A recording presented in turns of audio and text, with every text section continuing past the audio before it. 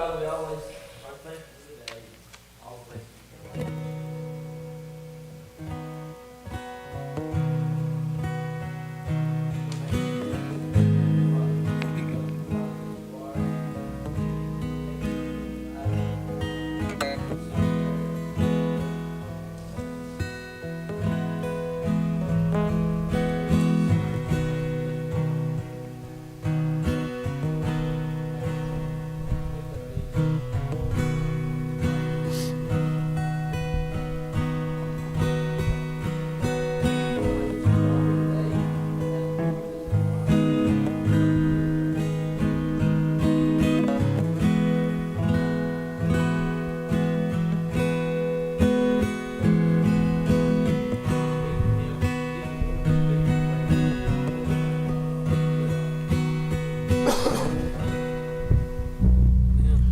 Who are we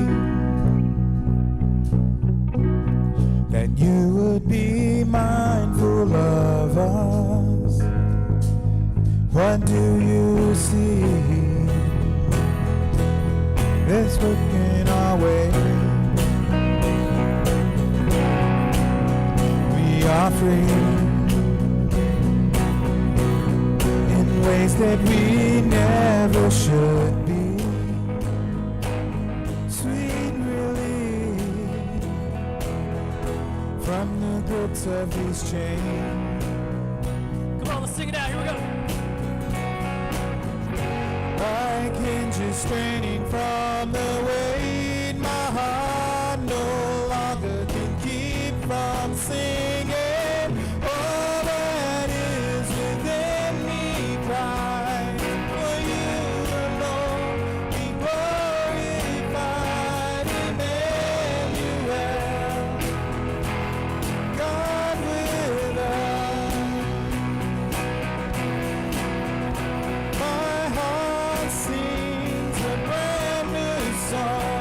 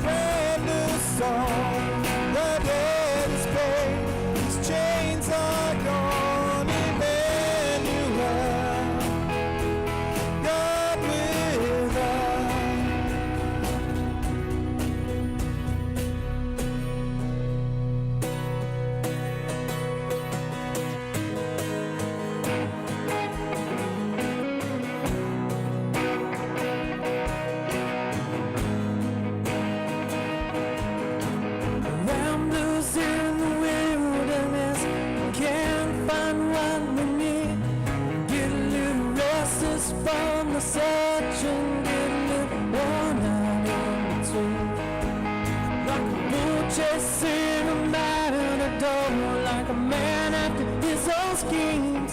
Everybody needs someone beside them, shining like a lighthouse from the sea.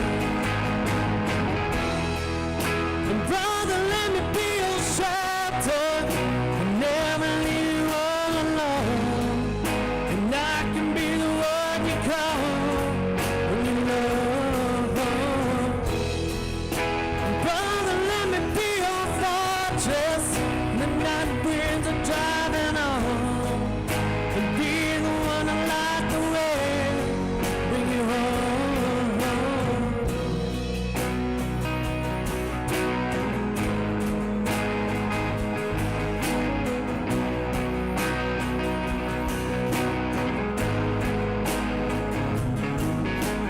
Face down in the desert now, there's a cage locked around my heart. Find a way to drop the keys on the failures where now my hands can't reach that far. And I ain't made for rivalry, I can never take the world alone. I know that in my weakness I am strong, but it's your love that brings me home. And brother, let me be your shelter and never leave you all alone.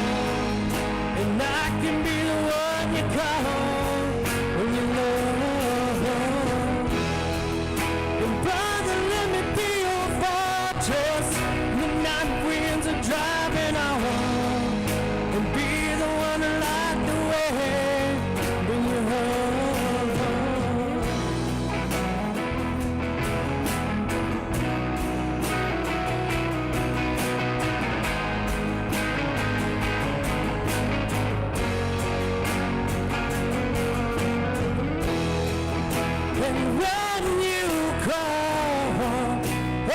And when you call and need me near, say where'd you go?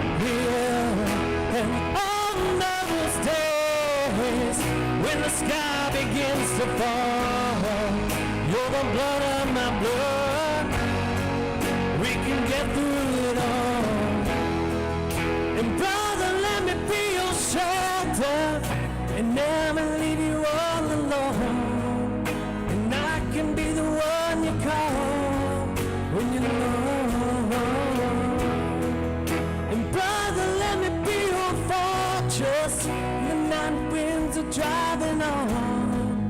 And be the one to light the way, bring you home.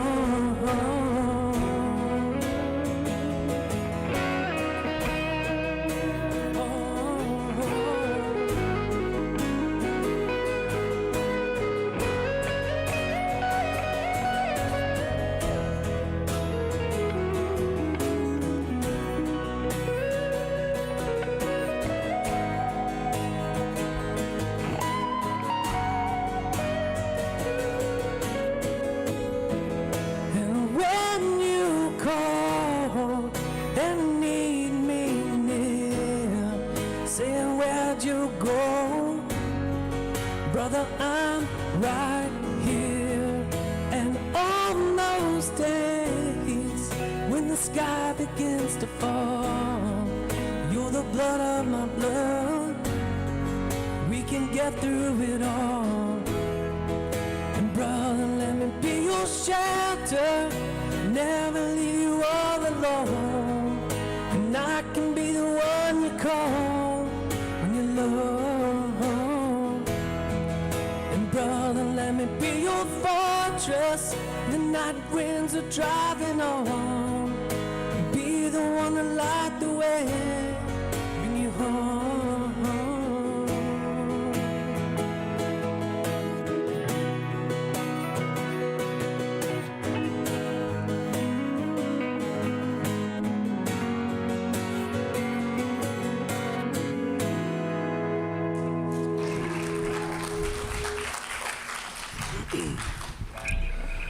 So this morning with the rain falling and everything going on and craziness out in the east and This morning, we just want to realize that God is in control of everything, whether it's wars or rumors of wars, whether it's storms or rumors of storms, that there is still freedom from sin. There is freedom from all of the worry and guilt and doubt that might be going on. And so this song just proclaims that this morning. So you sing it with us this morning as we just talk about where the Spirit of the Lord is, there is freedom.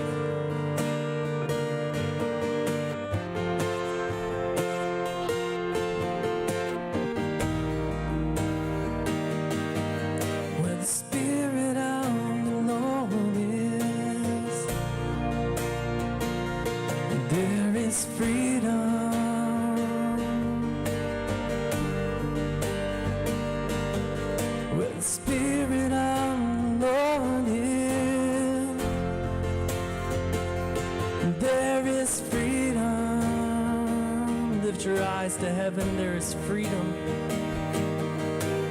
Lift your eyes to heaven. There is freedom.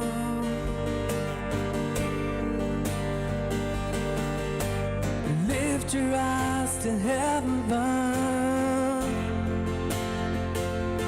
There is freedom. Freedom reigns in this place. Freedom reigns in this place. Showers of mercy and grace, they are falling on every face. There is freedom. If you're tired and thirsty, tired and thirsty, there is freedom.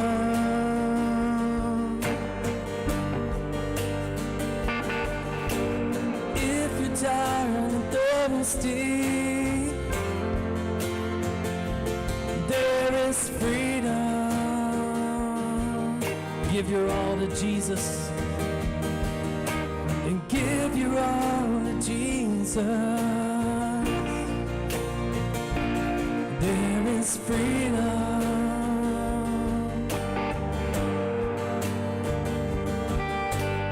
Give your all to Jesus. There is freedom. Freedom reigns. Freedom reigns in this place.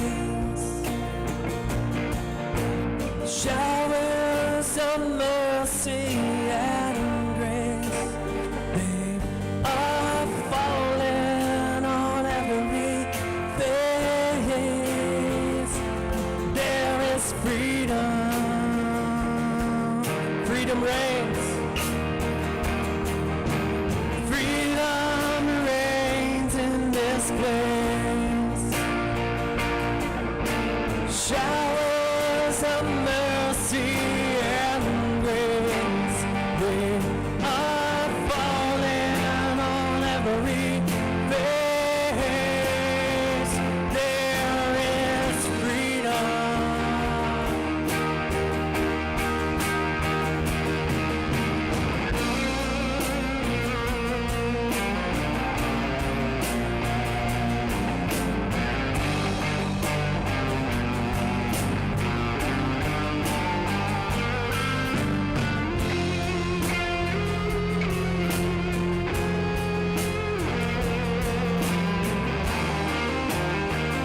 Jesus reigns in this place. Declare it this morning.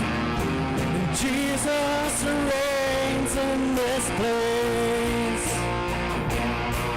And showers of mercy and grace, they are falling on every face. There is freedom. If you're tired and thirsty, tired and thirsty,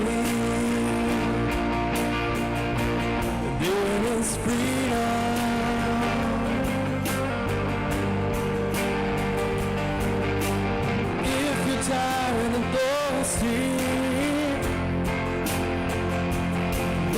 is freedom.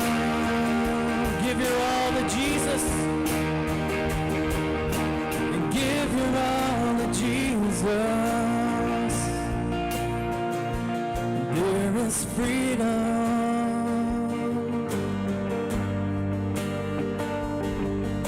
And give your all to Jesus. And there is freedom. Freedom reigns. Lift your voices, sing it to the Lord. And freedom reigns in this place. Showers of mercy and grace, they are falling on every face. There is freedom. Jesus reigns. And Jesus reigns in this place. The showers of mercy and grace, they are falling on every face. There is freedom.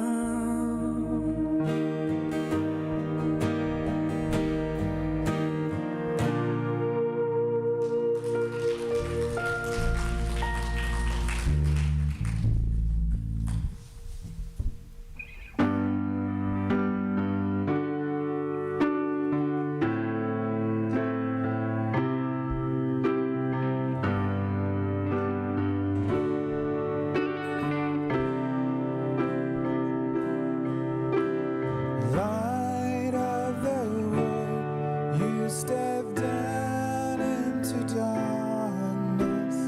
Open my eyes, let me see the beauty that made this heart adore you. Hope of a life spent with you.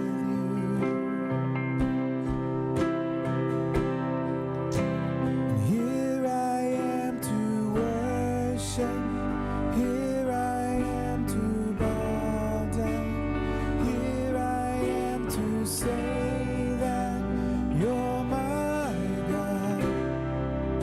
You're altogether lovely, altogether worthy, altogether wonderful to me.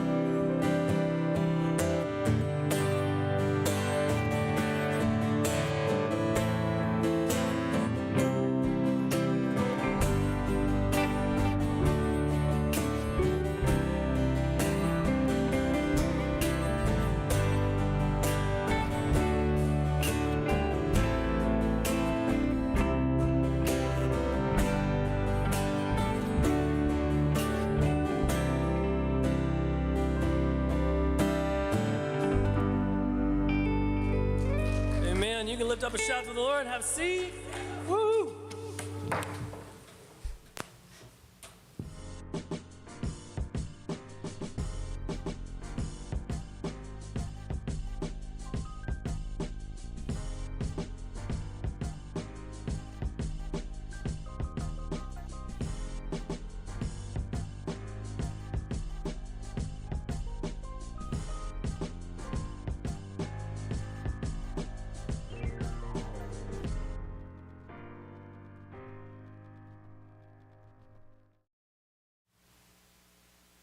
What's up, peeps?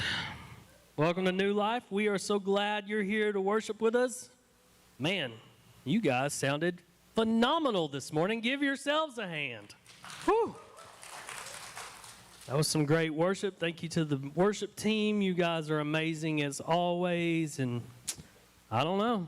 I mean, sometimes you just think, well, I started running through songs in my head. Let's don't stop. The rain's falling. Let's just keep worshiping the Lord. But we'll jump into the Word this morning and see what God has to say to us. We're going to start a short little series called I Must Decrease, So He Must Increase. This comes from a verse in the Gospel of John where John the Baptist says this as John rises in notoriety and starts to become more and more famous. His disciples come to him and he tells them as Jesus is coming on the scene that John himself needs to decrease so that Jesus can increase. And I think for all of us, we need to have this mindset also that when we decrease, then God is able to step up and take the role in our lives. You see, what's cool about God is God says, I'll give you the desires of your heart. And so if the desires of my heart is to put myself on a platform and a pedestal and not let God be up there, then God will say, well, you try it, Jamie, and see how it goes for you. And usually he'll let me get a little ways out there and I'll mess things up real bad. And then all of a sudden I'll start remembering, hey, if I decrease, then God will increase in my life. And so things will start to get back on track. And so this morning we want to talk about two things that we can decrease in our lives as we increase and let God take over and gain influence. And the first thing is our serving, and the second thing is our don't tune out. Listen, don't tune out, but it'll be our money, okay? Don't. Okay, if you start to think, well, he's going to talk about money, just every time I start talking about money, then you just put serving in there, if you're okay with that. And if you're like, well, I got plenty of money, come see me. But if you're like, I got plenty of money and I don't got time to serve, then if I start talking about serving, you get uncomfortable, then let God work on you. But you just in your head say, well, he said money, I'm going to put in serving. Or I'm going to say, well, he just said serving, I'm going to put in money. But this morning, let's let God kind of speak to us about how we can decrease putting ourselves on the throne and how we can put him on the throne. You see, our society is based on recognition now. With social media and all of the things going on, whenever we do something good or something cool or see something amazing, what we want to do is snap a picture of it, put it on Facebook, put it on the gram. We want everybody to look at us and go, "Atta boy, you did a great job. Good job, man. Pat on the back. You are amazing. How great you are." Instead of the old hymn, "How great thou art." There you go. One person, Matt's tracking with me this morning. That's good. And what happens is we start to get more and more focused on our accomplishments and what we're doing. And what happens is we become a slave to that kind of notoriety that we want. And so what Jesus does is he steps into the role of our lives and he says, listen, don't become a slave to trying to get yourself on a platform, but be a person who lives in this little known spiritual practice called secrecy. And what Jesus is about to teach us in Matthew chapter 6 is this fact that secrecy sometimes is a good thing. It's not good when you're using secrecy to hide your sins, but what Jesus is going to tell us, it is good when you are trying to hide your good deeds. When you say, God, you take over the PR department of my life and I will just be the person that does what you tell me to do instead of the person trying to get wows and all of these other things and likes and smiley faces, then I will still survive without them. But what I will do is I will let God be in charge of the rewards for the deeds that I do. And so we're going to be in Matthew chapter 6, We'll look at 4 or 5 short little verses, then we'll break them down. If you want to get your phones out this morning, then do that. You're going to make some notes. I got some points once we break through these verses that you might want to write down so that you can be remembering what Jesus is doing. And so in Matthew chapter 6, verse number 1, Jesus has just finished, or he's finishing up the Sermon on the Mount. And Wednesday night, we had talked about this, so I thought this was a great segue. If you're sitting there thinking, well, what's Wednesday night? Wednesday night is the middle of the week. There is today, Sunday, then there's Monday, Tuesday, then there's this weird day that we call hump day, getting over the hump, getting toward Thursday, Friday when you're off work that night. But Wednesday is this amazing and weird, crazy night that happens once a week. And once a week, you may not know this or believe it, but we meet here at the church at 6:30, and we do some things like sing a song or 4. We let one person in the crowd pick the last song, so that's always really exciting. And then we break up into groups. And if you have a teenager that you don't want out running around drinking, doing drugs, or other things that they shouldn't do, then make them come here, and Jagger will teach them something about Jesus and try to let them fellowship and learn that Jesus is actually a fun person to learn about. And have Jesus friends. And if you have little kids, then guess what? Aunt Kathy, who's not here this morning, but Aunt Kathy takes the little kids. So you don't have to. And she teaches them something and gives them sugar sometimes, which we're trying to break that habit. But she takes them, and I take the adults, and we try to learn something fun. And you don't have to see your teenagers or your little child for just a little bit. You get like a little break, and you get to hang out with adults and talk to them. But this happens every Wednesday unless it's icing, because then we cancel. But if you're bored and you just are like, well, it's 6 o'clock on a Wednesday, and I don't have anything to do, maybe this will come back to mind. You'll go, well, I'm going to go check out that oddity of Wednesday night service. And so on Wednesday, we had talked about Sermon on the Mount. I almost got way out there and lost everything we were doing. So on Wednesday night, we're talking about Sermon on the Mount, and I thought this was a great segue into this little short series. And so in Matthew chapter 6, Jesus gotten through with all the blessed are those, and he starts to kind of teach the people as they are listening to him teach. And he says in verse number 1, be careful not to practice your righteousness in front of others to be seen by them. If you do, you will have no reward from your Father in heaven. So when you give to the needy, do not announce it with trumpets, as the hypocrites do in the synagogues and on the streets, to be honored by others. Truly I tell you, they have received their reward in full. But when you give to the needy, do not let your left hand know what your right hand is doing, so that your giving may be in secret. Then your Father, who sees what is done in secret, will reward you. Now, I think Jesus is a pretty funny guy. And I know that you're probably sitting there going, that's blasphemy, but it's not. I think Jesus had a great sense of humor. He was both God who gave us humor and funny and all of the things he had created, but he's also man, and so he's delivering it to this guy. I think Jesus told the best jokes. The problem is this book was written 2,000 years ago from an Eastern mindset, and so when we read this, we often lose what is funny in translation. Let me give you an example. 30 years ago, movies that we watched, when we watched them 30 years ago, we thought they were hilarious. Now, if you watch them, not so fantastic. I have a perfect example. When I was about 10 years old, we had this amazing movie called Rookie of the Year. And it was on VHS. Now, VHS was a black plastic cartridge that was rectangular, and you would put it inside of a VCR.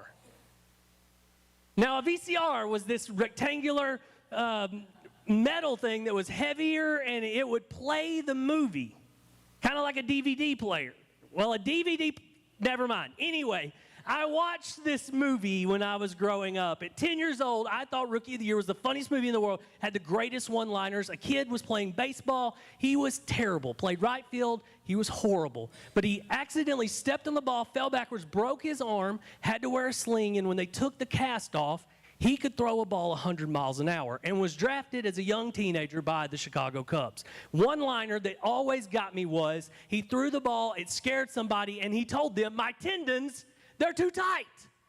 And at 10 years old, I would laugh at this every single time. Now, recently I was flipping through the channels, and on one of those classic movie channels, Rookie of the Year was on there. And I couldn't watch it because I was like, this is the dumbest and most horrible thing I have ever seen. Now, the problem with the Bible sometimes fits into this because so much time has gone on and so much interpretation and so much context has happened that we forget or lose the fact that Jesus makes some pretty amazing and funny statements sometimes. We just kind of glance over them and go, well, that's good. Jesus said it. It's in red.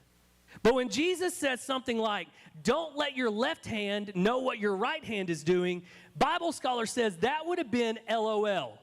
Laugh out loud funny to the people who heard it. They would have said, why would Jesus say such a crazy thing? Your left hand doesn't know what your right hand is doing? Now, Jesus is talking about religious hypocrisy when he talks about this. And what is also funny is he is talking to religiously hypocritical people who are standing in a group of other people whom they have condemned. And so Jesus, of course, is going to say something like, when you give, don't be like those religious people who blow a trumpet. That's hilarious. To think that somebody would go to the offering plate, get their trumpet out of their backpack, and play and put their money in so everybody would look at them and go, good job. You win the gold star of the day. You see, Jesus is speaking in hyperbole here. He's making a point that is also funny but yet cuts to the core. And Jesus tells them, he says, you would never blow a trumpet when you gave, but yet some of us do these things with our own lives. He goes on to say, truly I tell you, they have received their reward. Because their job, their life goal is to try to impress someone. If they had Facebook, they would have put it on there with their hand dropping it into the plate. They would have wanted everybody to see the $100 bill as they let it go and it dropped. And Jesus tells them, he says, if you're trying to impress somebody, then your reward is the impression that they get from you. You'll get your wow, but that's it. And what happens is you become addicted to wanting to get wows from people, and every time it happens, it gets a little bit harder to do the right thing the next time. So every time you get that wow, you just want to keep on growing it. You just want to keep on gaining it. And then he says, but when you give to the needy, in verse number 3, he says, do not let your left hand know what your right hand is doing. And the crowd would have went wild and laughed because, of course, Jesus wasn't saying it to a bunch of Baptist people at the time. All right, some of y'all are tracking. But what Jesus is trying to tell us is he's trying to say, listen, do this in such a way that it has become so deeply habitual, that it is such a habit, that it is such a routine, that it becomes second nature to you. Do you remember when you first tied your shoes? I can't. It was 100 years ago. But I know how my little 4 or 5-year-old Jamie Jones brain would have thought. When I finally got it, I would have went crazy. I would have wanted everybody to come and see. Look what I've done. Bring your trumpets, Jason, because I have finally mastered the art of tying my shoe. And what happens when we become wrapped up in the little things that we do, wanting people to recognize us, is we load our brains up with that, and we don't have enough space for maybe more interesting things we could think of. What if someone asked you, how do you tie your shoe? I was thinking about this last night. How would you explain tying your shoes? Because I've been doing this for a very long time, and I feel like this question is about to come up with my 5-year-old. How do I tie my shoes? Well, you take the 2 strings, you cross them over each other, then you make loops, and you wrap the loops around and you pull them through. I was thinking about this. This doesn't even make sense to me, but I do it every morning half asleep.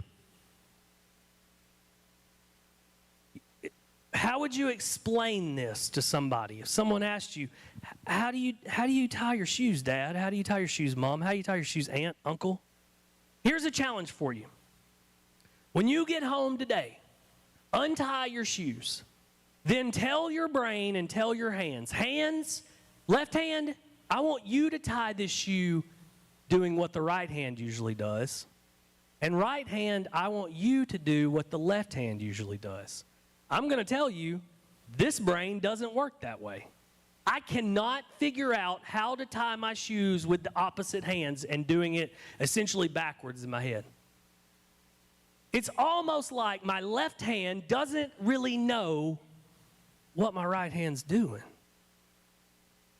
Isn't that crazy that Jesus says when you give, you should give as if your left hand doesn't know what your right hand is doing? I think that Jesus is telling us we need to get in such a habit so that we know what we're doing, but we're not even thinking about it. We're just being who God's called us to be. And so our generosity should become such a habit that when we do it the first time, of course it feels heroic. Of course we would love trumpets to be there and people to see us there. When we serve the first time, we feel heroic. We want someone to be there. Come and blow the trumpets. I've done an act of service. Maybe you're a husband or a wife. You can implement this into your lives together. I remember the first time that I unloaded the dishwasher without Becky having to tell me to do it. And I unloaded it, and I closed it. It was empty, and I thought, Becky, come and look. I have done it. Without even being told, I have unloaded the magical dishwashing box. Bring your trumpet. Praise me.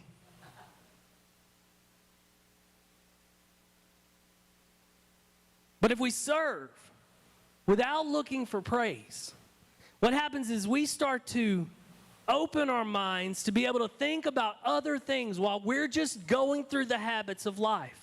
Dallas Willard says it like this. He says, one sign of spiritual maturity are the thoughts that no longer occur to you. That when you become spiritually mature, there will be thoughts that don't occur to you. And one of them will be, when I serve as Jesus has told me to, when I become more spiritually mature, I won't think, hey, praise me. When I give, I won't want to think, hey, look at what I'm doing. And so spiritual maturity is telling us that we're moving towards becoming who God has called us to be and not looking to be people of trumpet praise. Jesus tells us, then your Father who sees what is done in secret will reward you. Not anybody else, but God will reward you. And so some people, I believe, are afraid that when they do a good deed, they have to be so secretive because if somebody did happen to find out and happen to praise you, that God would go, well, let me take off a bathroom and a bedroom because he's already got his reward. That's not how it works.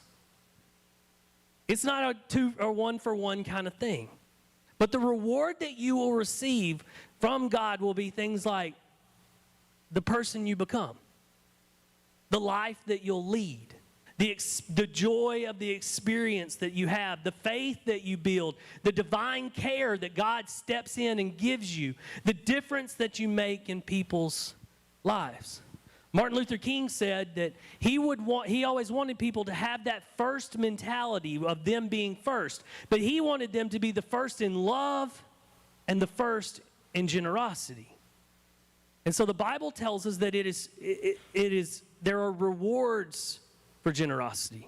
The Bible tells us this so many times it's almost staggering. So for the rest of our time together, I'm going to give you some points that you can go back to if you want to write them down or jot them down in your phone. These will be some points that when you're generous and you're thinking blow the trumpets, you can look back and go, God's got it covered. So the first thing is this. One of the rewards, one of the things that you'll see when you're a generous person, both with your time and your money and your resources, the first thing is you'll see blessing.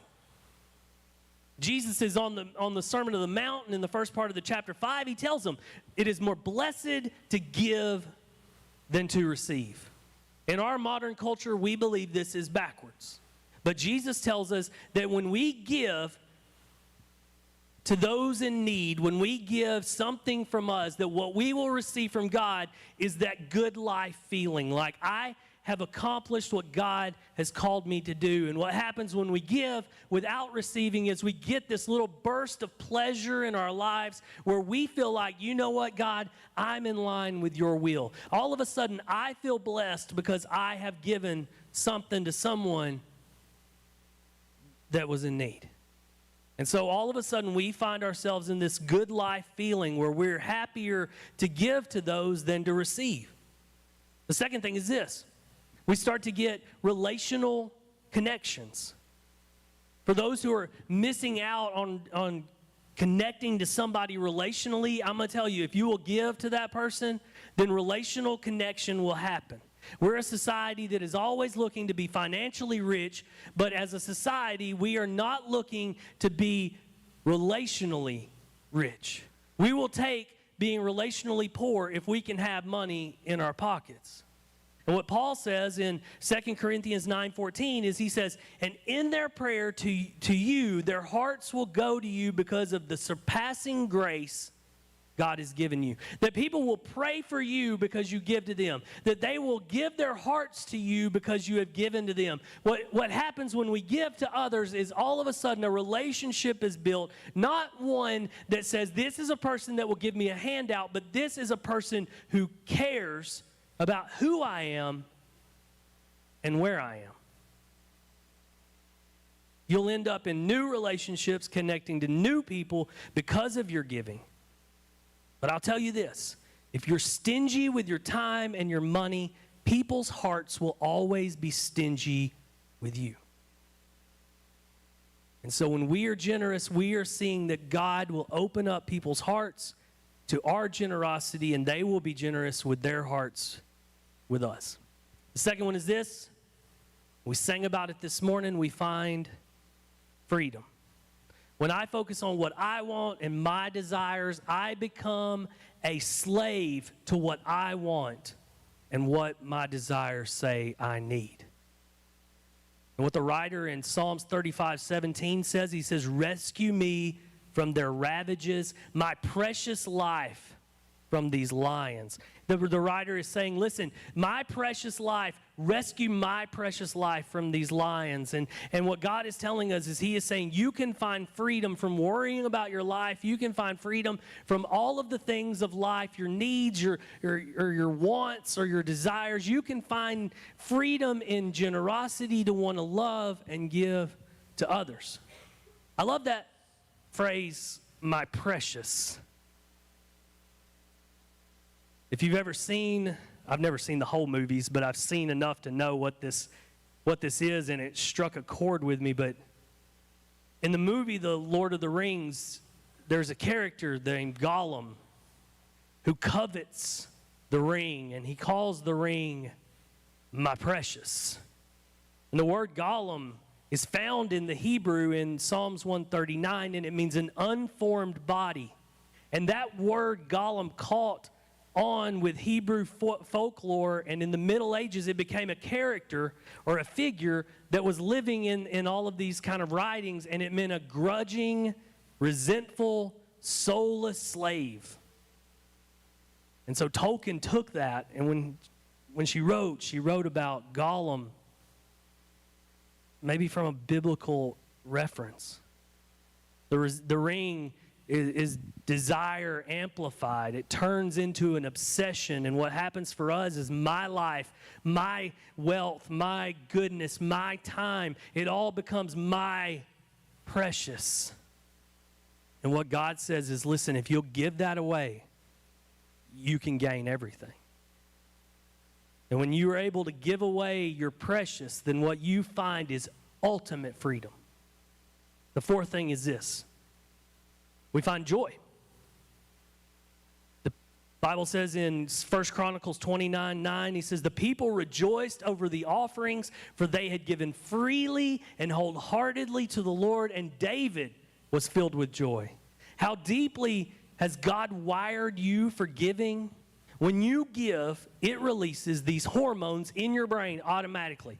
You give something that you have to someone in need, and all of a sudden your brain flips a switch and these hormones start to roll out. Hormones like oxytocin, dopamine, serotonin, these are called the helper's high. They start to come out of your brain automatically. God has wired you for joy if you're a person of generosity, because when you are generous, all of a sudden your brain kicks in and you start to roll these hormones out. And what you feel is joy and happiness when you are generous. But God also wired our brains for the other side. When stingy people hold back, they release cortisol, which is the stress hormone. And so God has wired us to make choices so that we can either release one hormone of joy or one hormone of stress. God has wired your bodies so that you don't just sit around and be a lump on a knot on a log, but God has wired you to have joy as a byproduct. Man, joy as a byproduct of giving.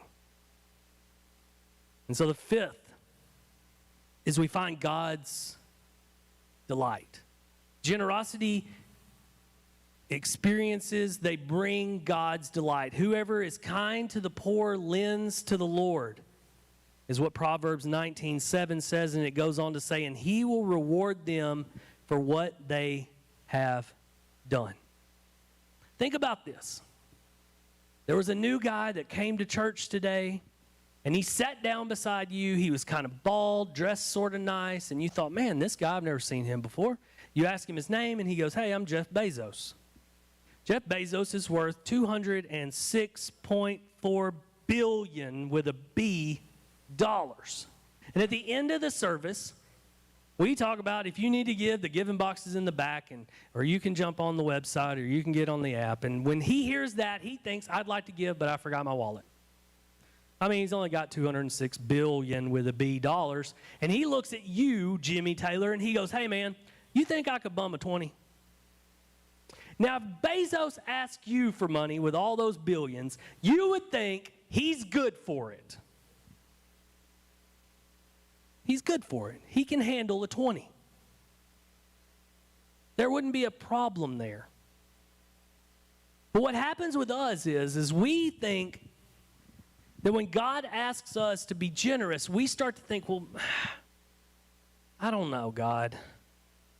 The problem is God has given us everything that we have, everything that we own, everything that we know has been given to us as a gift from God. He's got way more than $206.4 billion. God has it all. And so when he asks you, hey, will you spot me a generosity? Our answer should be, yes, Lord, that'll be fine. Because his word says in Proverbs 19, whoever is kind to the poor lends to the Lord. A lend means you'll give it and something else will come in return, because he says, and he will reward them for what they have done. And so it's like saying, listen, God, you've already given me all of this. I'll give it out to somebody else, knowing that, Lord, you will bring it back.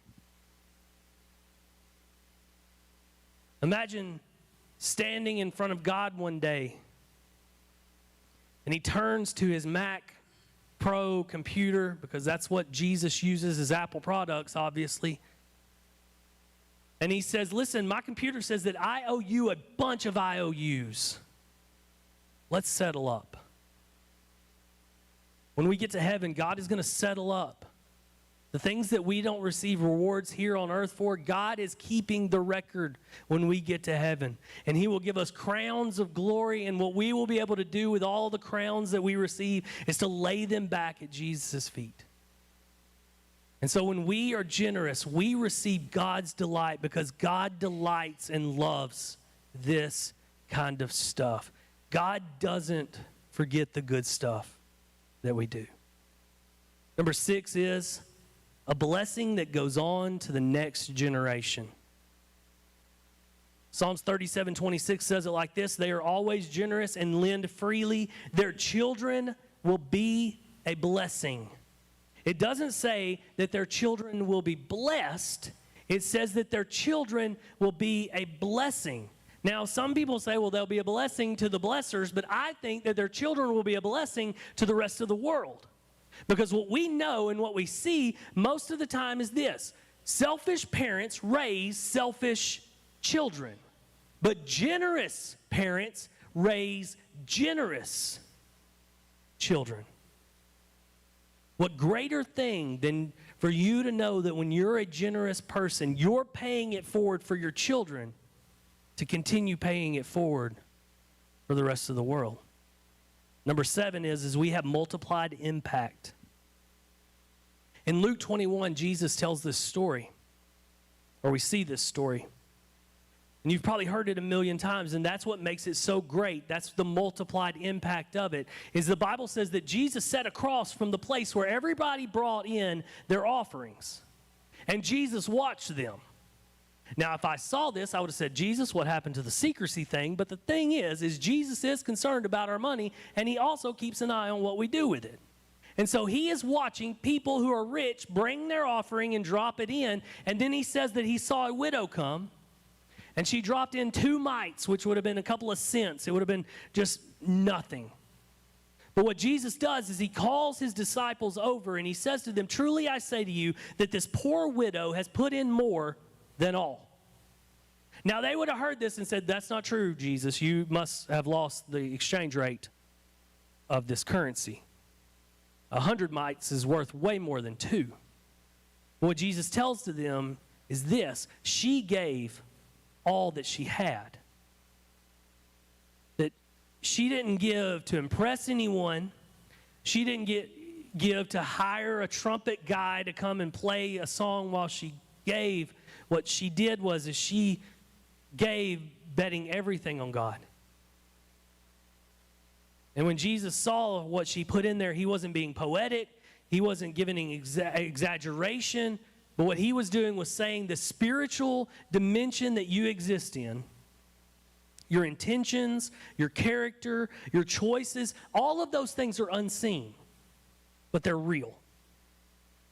Just as God operates and we don't see him, we know he is real. All the things about your character, all the things that you choose, all the intentions that you have, that you follow through with, they are also real.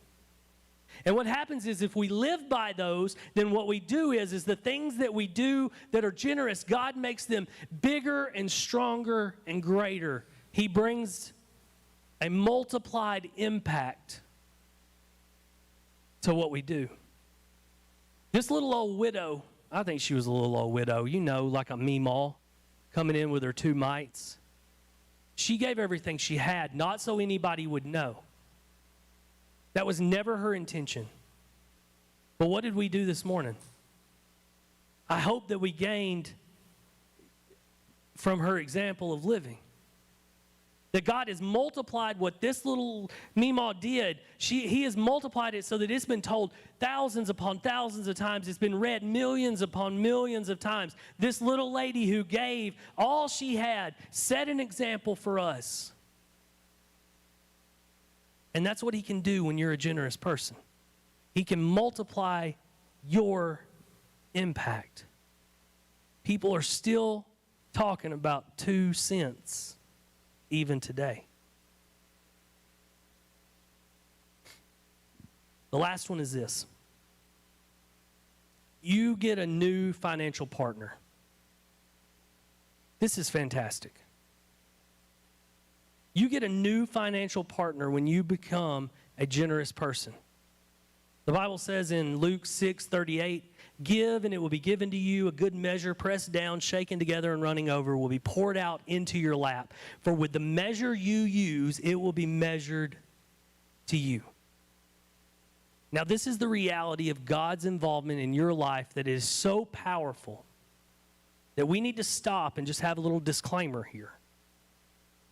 That we don't give just to receive. That I don't give just so that I can say, well, what is my reward, God? I don't give, 10% so I can look back and say, well, God, I gave 10%. Now it's your turn to step up.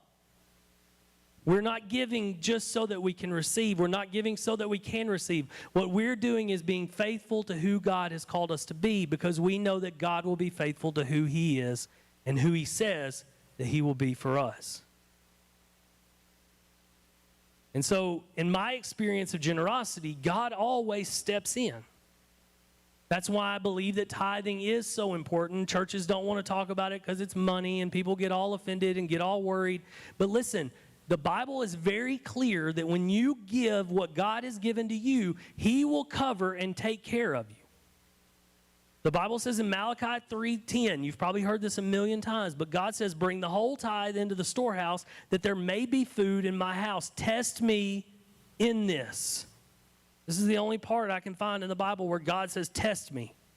And it's amazing that it's our pocketbooks that He's talking about. Test me in this and see if I will not throw open the floodgates of heaven and pour out such a blessing that you don't have room enough for it.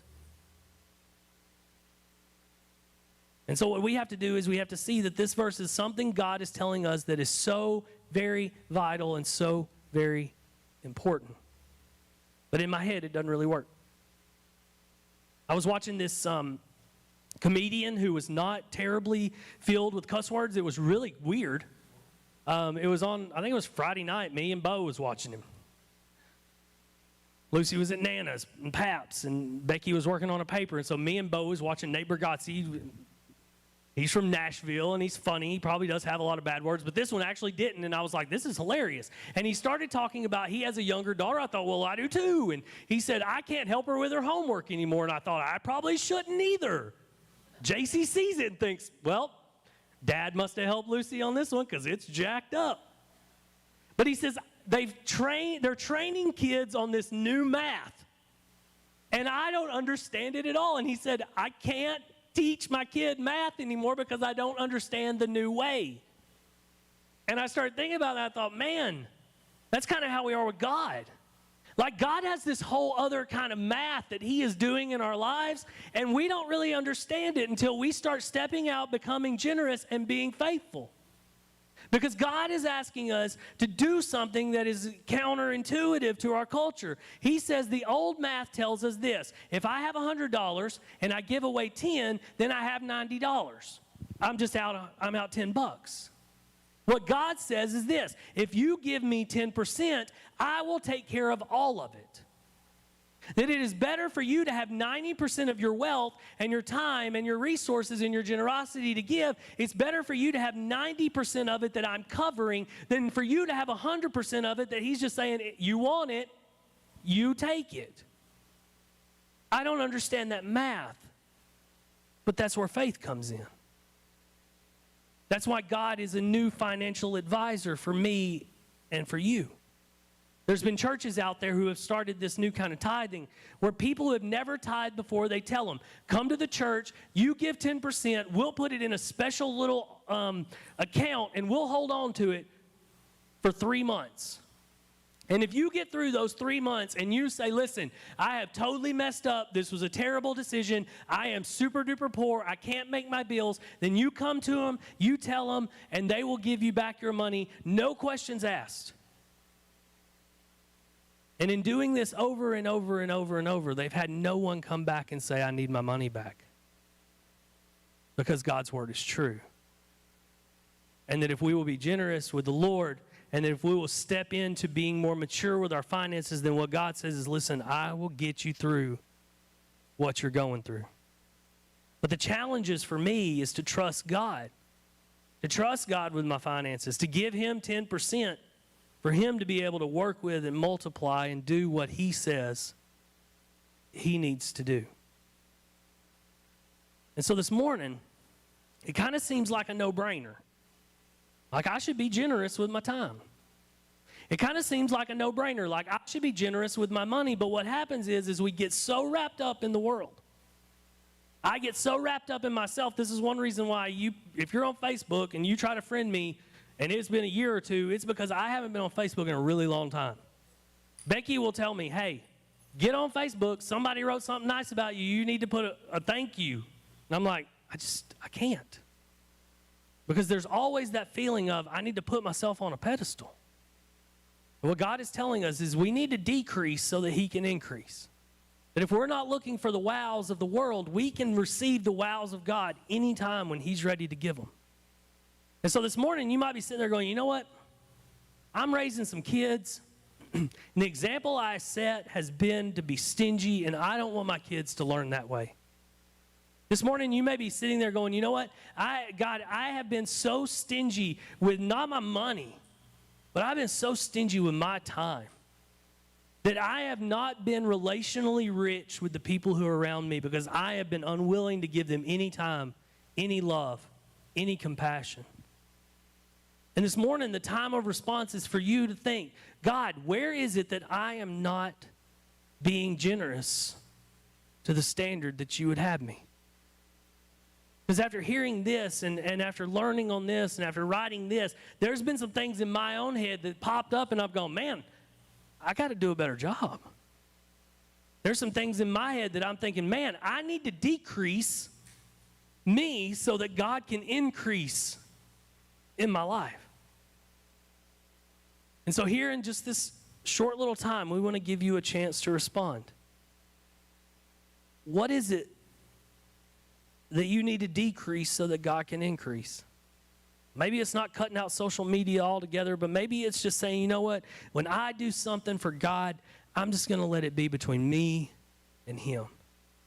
Maybe this morning you need to be reminded that there are blessings that come when you are faithful to the Lord. Maybe you are feeling relationally disconnected from people and you're needing a friend. Maybe it's time for you just to say, God, I want to be generous with those who are around me so that they can connect with me.